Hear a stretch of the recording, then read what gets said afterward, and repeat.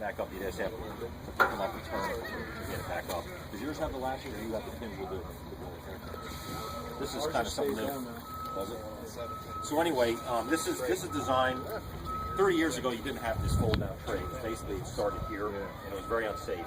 You know, you could very easily, this keeps you away, basically, and it's designed, you know, to keep the average person from putting their foot in there. This is your in-feed control, your forward and reverse. It's designed to be behind the chute. Very inconvenient. Every tree guy will tell you, I wish they could put this thing up here somewhere, but from a safety standpoint, you have to be able to grab this thing, and it has to be convenient for if you're going in. But the bad news is the trees hit it, and it, you know, but whatever, at least you're alive at the end of the day. And then these are your truly last chance cables. If you're not reaching up and getting this, and you're in that far, you just grab onto this. One guy, when he said he was alive. Yeah, somebody was. This opening is, we have it locked up.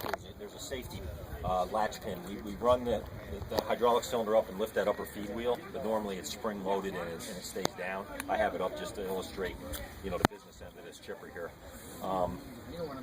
Now, if you, the way to measure your blade gap is through this hole. So with the ignition key out in your pocket, come back here, and there's a tool that actually measure your gap between your blade and your bed knife.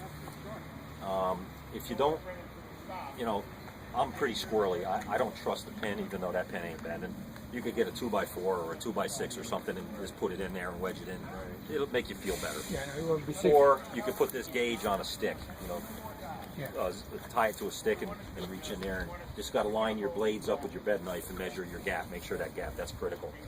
But don't ever go in there without that pin in, or using a makeshift pin or anything else that's not, you know, talked about in the owner's manual. In fact, don't ever use a 2x4 here without that pin. That's not in the manual. It's not safe. That is a backup. You know, make sure you use that.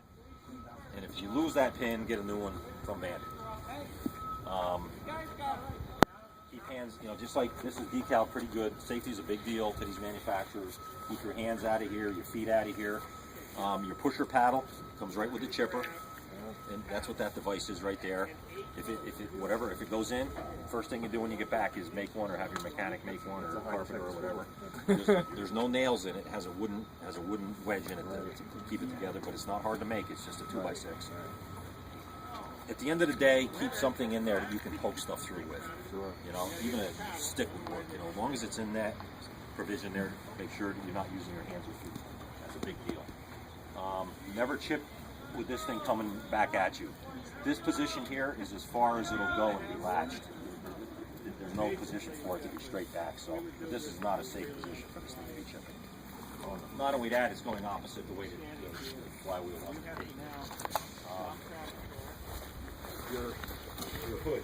This hood pivots. Actually, let's go on the other side. This hood over here, when you have to change your blades, this whole hood actually folds out like this. Has an electrical plug. It has a padlock on the end of this pin. It's on your ignition. Keep it on your ignition key ring. Pull this pin out. Pull that electrical out, and open your hood. The unit will not start with that electrical plug out. Don't bypass it. Don't disconnect it. You know, don't replace the padlock with a nail. You know. And make sure the key to unlock that padlock stays on your ignition. The reason is, first thing you do when you know you're going to open that thing is take the ignition key out of the ignition switch, put it in your pocket, and use it obviously to unlock this. And the same thing when you're doing anything back here with that wheel up. Take the ignition key and put it in your pocket. And when this is open, wear gloves when you're dealing with those blades, because they're sharp. Even after a couple days of use, this thing is a big flywheel. That thing gets turning, and your fingers down here, it's going to cut it off. There's no two ways about it. So gloves, you know, leather gloves, or gloves that would come with a knife saver kit or something like that. Keep it safe. And then obviously, you know, reconnect everything, and then you're good to go. This locking pin, use this locking pin when you're changing your blades. This locks the flywheel so that it doesn't move when you're trying to, you know, monkey the bolts off to change your blades. Sword right there. Use safety glasses. hard hat, visor. I would even say if you can use chaps, you know, use any kind of safety gear that's offered for tree guys, but especially ear and eye protection and head protection when you're dealing with wood stuff. That's a big deal.